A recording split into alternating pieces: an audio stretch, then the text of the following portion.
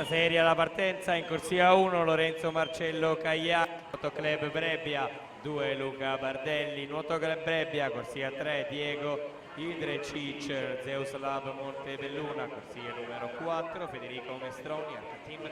5, Riccardo Vincentini, Idros, corsia 6, Giovanni Carossa, Padova Nuoto, alla 7 Michele Galassi, Amatori Nuoto, in corsia 8 Patrick Martini, Idros.